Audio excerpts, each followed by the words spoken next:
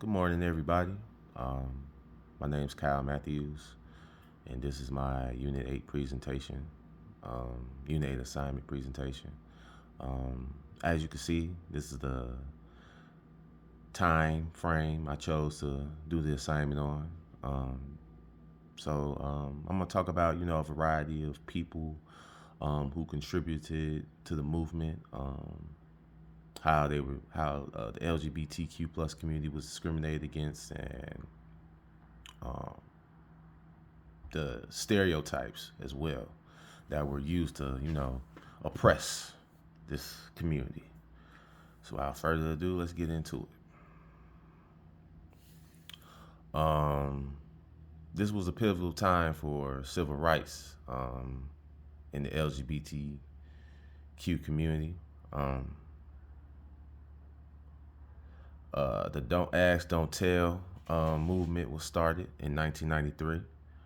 Um, this movement was instituted in the U.S. military. It allowed people who were, gay, bisexual, things of that nature to serve in the military, but it prohibited any homosexual behavior. So, no kissing, holding hands, things like that. Outrage is an organization based out of London. It was started in 1990, May of 1990, to be exact. Um, Basically, in London, people were getting brutally assaulted, beat. It was even a situation where someone was beat to death because they were, just simply, gay.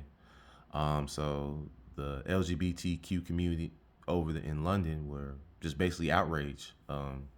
And they came together to, start an organization that, push for equal rights and things like that.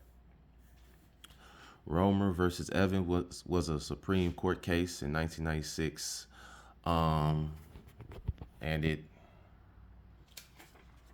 was based out of Colorado, and um, it prevented or excuse me, sorry, prevented protected status based upon homosexuality, and basically said it did not satisfy for equal protection. So um, if you were, identified as gay or you were gay, it basically said you didn't have the same rights as a cisgender individual to be protected, which was pretty controversial during the time. Here's some pictures. Here's a picture from a rally, a Don't Ask, Don't Tell rally, 1993. Um, Here's a picture from an outrage rally in 1990. And here's a picture of RuPaul's album Foxy Lady. Um, RuPaul was very popular for this movement during the time in the 90s. Um, he was the first drag to sign a big cosmetic deal. He signed with MAC Cosmetics. Um, Also came out with, a bunch of albums. Was in a couple movies. Crooklyn in 1995. Um, and, at the end of the presentation, I'll play a little song from Foxy Lady. All right, the early 2000s, January 1st, um, you could openly serve in the military in the island of Sicily. And in 2004, France and Mexico made discrimination illegal regarding employment or housing. So, um, if you were someone who identified, as gay or bisexual or any thing of that nature, and you were trying to get a job or apply for a house, and they basically didn't give it to you, it was illegal. Rome had the first worldwide Pride event in July 2000. Um, so here are some of the things that happened. All right, some stereotypes and discrimination. So these were some of the things that were used to oppress individuals in this community. Um, the DOMA Act, it it allows states to ban same-sex marriages or not recognize them. So even though during this time frame, this era, same-sex marriages were slowly starting to get recognized. The DOMA Act um, allowed states to not recognize it. So this was a tactic that was used to um, not allow same-sex couples to be married. Here's some stereotypes that were used to keep this community down as well. All bisexuals are promiscuous. Gay men and pedophilia went hand in hand. They were, sexual predators.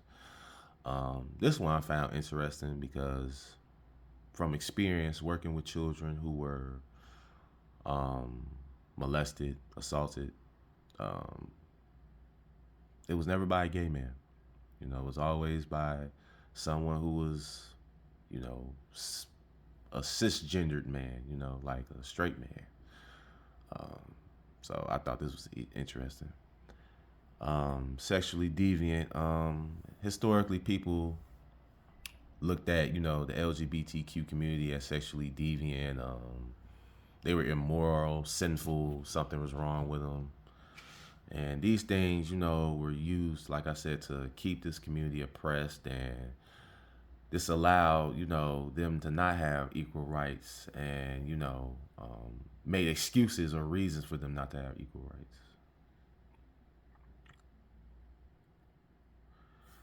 All right, some allies from cisgender and straight, individuals and organizations. The LGBTQ Bar Association. This is an organization that offers, diversity training.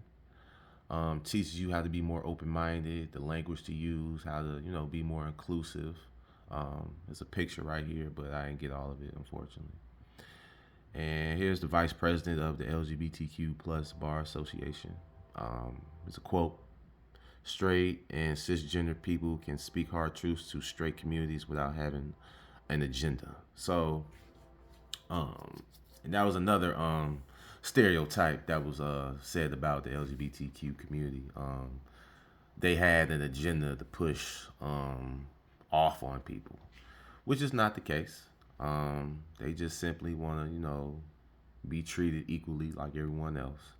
But like Rick Richardson said, when cisgender people and straight people speak on behalf of the LGBTQ community, it hits a little different. It gets people who are not in that community a different insight. And slavery impact on the movement. So historically, enslaved Africans were thought to be hypersexual. Um, Being gay historically was seen as an indigenous problem. And basically, since it was different, it wasn't respected. So just like Queer Injustice talked about, um, you know, people who of color or indigenous people being policed more heavily because them being gay or cisgender. I mean, not cisgender. I'm sorry, being gay or LGBTQ plus. Was usually you know done or seen as a people of color problem, which is also another stereotype.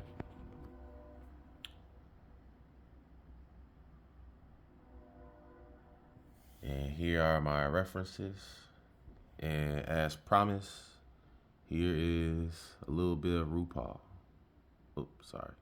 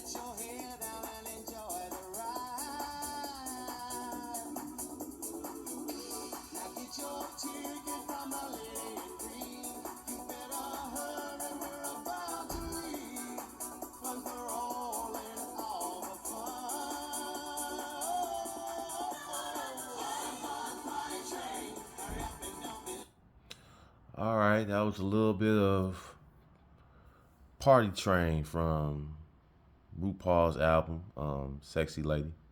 I mean, Foxy Lady. I'm sorry. Um, so, yeah, that was my presentation. All right, bye.